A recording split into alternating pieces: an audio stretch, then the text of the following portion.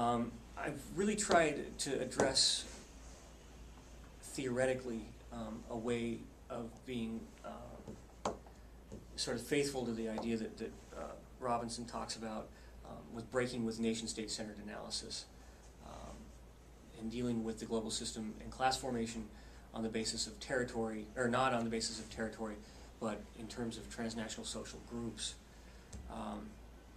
I hope that I've established that these are actually extant social formations and not just nice categories to talk about labor capital formations or labor capital relations. I think spatial productive theory can sort of bridge the gap between what we see developing and the actual experiences that people have on the ground. It seems not only an efficient way of dealing with it theoretically, but I think it actually might make sense to people in the long run.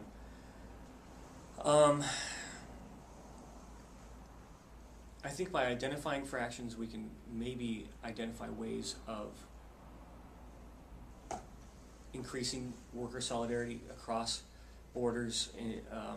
I think we can, by identifying the fractions, start to develop ways of maybe advocating for fractional, interfractional solidarity, or even intra-fractional solidarity. If an objective sort of class analysis can convince a few people, even in the upper echelons, that they actually are workers, then I think the work that I'm trying to do stands on its own at that level. Now, I'm not naive. I know that that's going to be very difficult, if not impossible, for a great deal of people who are objectively working class, if not subjectively and consumptively bourgeois as they get.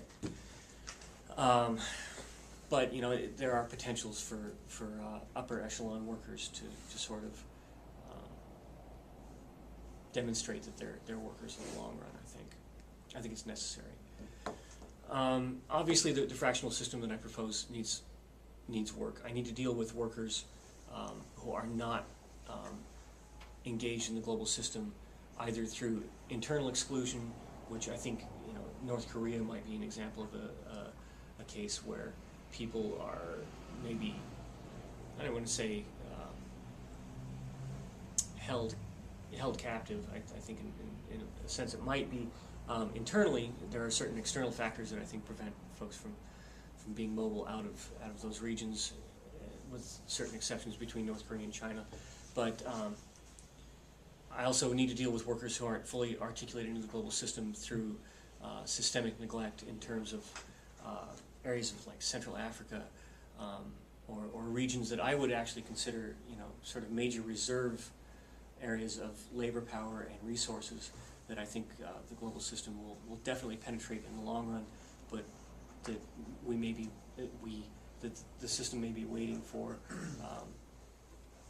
in the short term. I also need to deal with the subjective content of class fractional activity. The everyday interactions need to be developed pretty clearly to make this theory stick or even interesting. The direction that I think I'm going with this is to determine how modes of control over the production process, like total quality management or just-in-time delivery systems, post-Fordist methods in general, how they actually condition the class relation and how they condition the authority relations between labor and capital.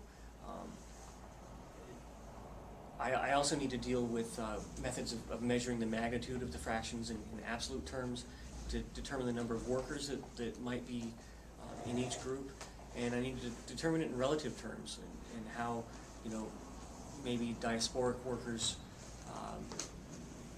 might